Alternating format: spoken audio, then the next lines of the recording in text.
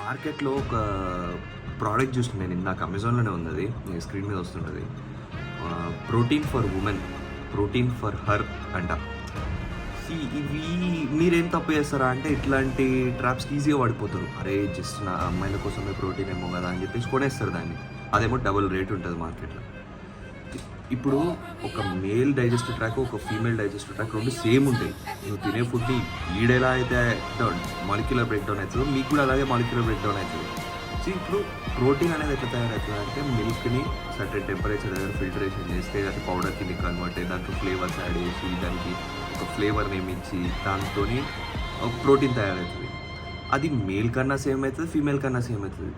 ఇప్పుడు మనకి separate protein for her ఉన్నప్పుడు మనకి rice for women, Apple for women, bananas for women ఇట్లా కూడా ఉండాలి కదా, అట్లుండేవి.